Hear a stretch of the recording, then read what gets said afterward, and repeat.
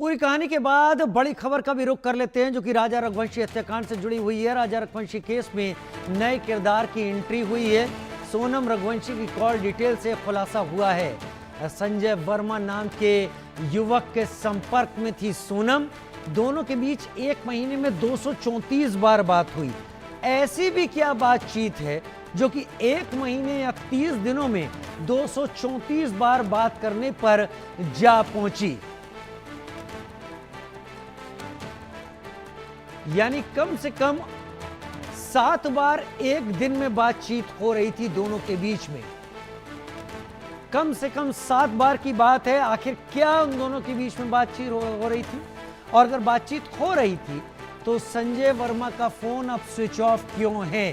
क्या संजय वर्मा वो किरदार हो सकता है जो सोनम के पीछे था? सोनम ने राजा रघुवंशी का मर्डर क्यों करवाया? यह भी एक बड़ी वजह है। क्या नफरत थी राजा रघुवंशी के साथ कि उसका मर्डर करवाया, या फिर सोनम मोहरा है, संजय वर्मा यहां पर कहानी लिख रहा था? बहुत कुछ ऐसा है जो इस बातचीत और कॉल डिटेल में असामान्य नजर आता है, जो हर किसी को के बीच दिखाई नहीं पड़ता, और ये नहीं लगता कि हर कोई इस तरीके से बात करता होगा।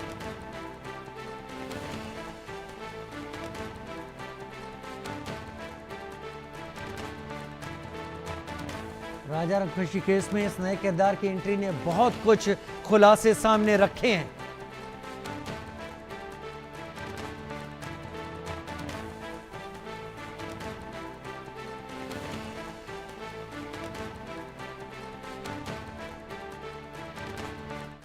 उधर इंदौर से खबर, जहां पर राजा रघुवंशी हत्याकांड में बड़े खुलासे हुए हैं। सोनम ने शादी से पहले हत्या की योजना को बनाया। शादी से 1 महीने पहले हत्या की प्लानिंग शुरू कर दी गई।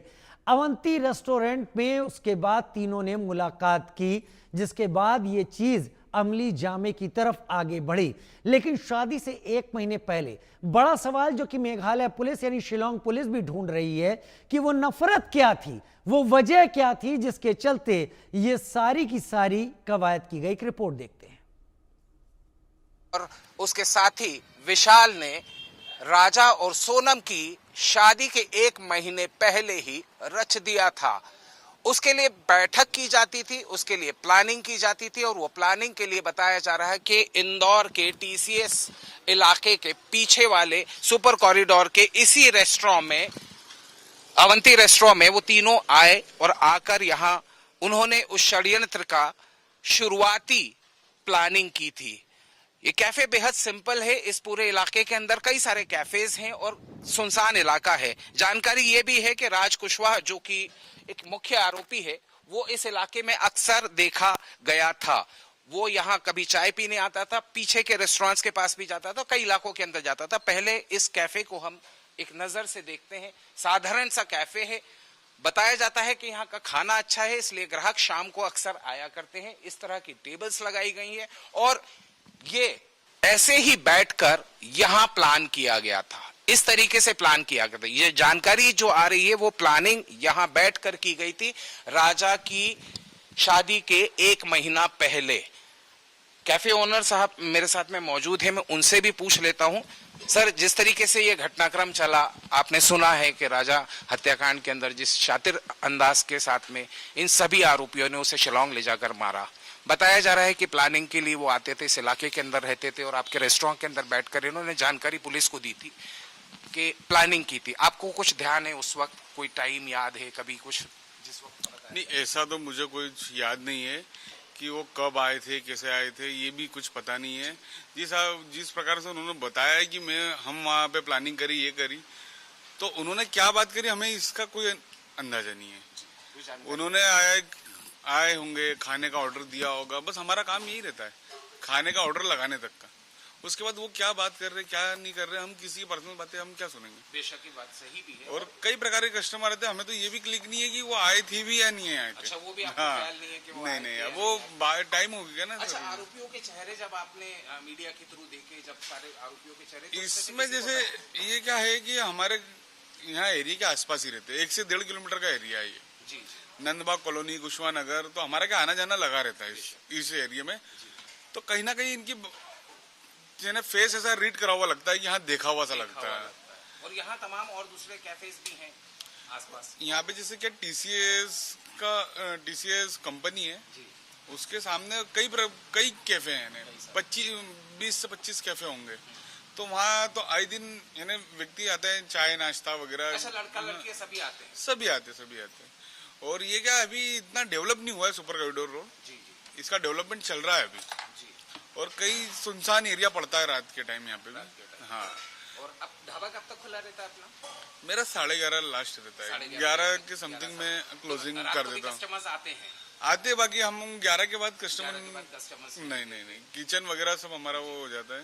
तो मैं एक चीज पूछना चाह रहा था, राज कुशवाहा, उसका चेहरा आपने कभी देखा या लगा कि इस इलाके के अंदर कभी? मैं बोलता रहा हूँ कि देखा हुआ सा लग रहा है। हाँ, लग रहा है, देखा हुआ सा लग रहा है। एक राज का लग रहा है और कोई चश्मे वाला कौन विशाल करके। हाँ, इनका देखा हुआ सा लग रहा है, क्योंकि उनका घर नजदीकी है, पीछे नजदीकी 1 किलोमीटर के एरिया में, और हो सकता है कि कहीं ना कहीं देखा ही होगा। हाँ, घूमते भटकते आते ही रहते होंगे। और जी हाँ भाई जी, मैं देख रहा हूँ कि आपके कैमरा सीसीटीवी कैमरा भी लगे हुए हैं। तो, जी। क्या इसमें मेरे सीसीटीवी कैमरे का जो डीवीआर का कैपेसिटी है वो 8 से 10 दिन का रहता है। अब उस बात को कम से कम महीना भर के समथिंग हो गया है। और आप जिस हिसाब से बता रहे हैं कि वो अप्रैल में भी आए थे, तो मैं इतना तो मेरा इसका कैपेसिटी भी नहीं है डीवीआर का। तो एक बात बताइए कि इस पूरे घटनाक्रम के बाद में जो घटनाक्रम हुआ, आपको कैसा लगा? मतलब इतना षड्यंत्र, इतना प्लानिंग करके एक मासूम इंसान का कत्ल कर देना। ये तो महिला जो लेडीज है, लेडीज से भरोसा उठा दिया इस लेडीज ने, और ये बहुत शर्मनाक घटना है। और इंदौर शहर का महिला की नगरी को अपवित्र करा है इन्होंने। इनका यहाँ रहना भी बहुत बेकार है हमारे लिए। तो यानी इंदौर की जनता किसी को बोल नहीं सकती कि हम इंदौर के रहने वाले। दिल पर लगी है ये बात। अरे शर्मसार है, यानी लेडीज जात से भरोसा उठ गया है।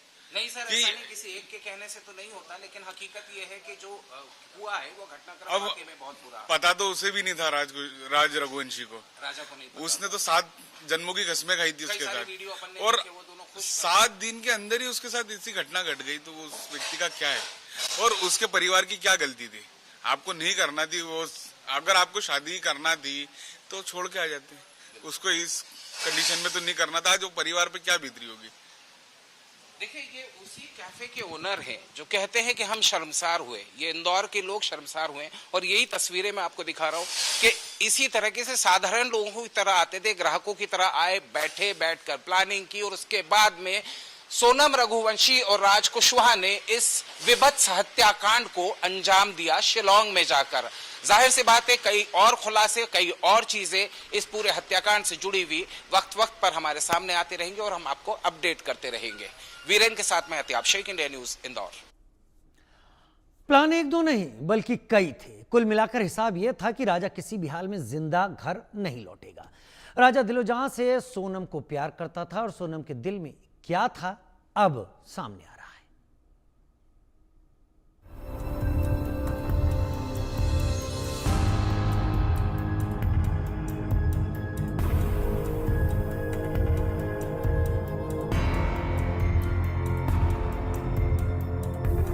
वो उस पर जान लुटाता था, उसने उसकी जान ले ली। जिसने ली बला उसकी ली बली, जिसने उतारी नजर उसकी काट दी गर्दन। दुल्हन बनी डायन। सोनम कभी बेवफा थी, अब सोनम कातिल है। जिसने सोनम को दिल दिया, सोनम ने उसका दिल ही खून खून कर दिया। सोनम के गुनाहों का पन्ना तो एक एक कर खुलता ही जा रहा है। लेकिन सोनम ने जिस तरह से पति राजा रघुवंशी की हत्या की, उससे कई परिवार सदमे में हैं। सोनम की साजिश और सनक का तो पर्दाफाश हो चुका है, लेकिन सोनम को 7 जन्मों तक भगवान भी माफ नहीं करने वाले। एक एक करके तस्वीरें देखिए और समझिए राजा अपनी रानी सोनम को कितना प्यार करता था, और सोनम कैसे शादी के मंडप से लेकर शिलांग की सड़कों तक साजिश रचती रही।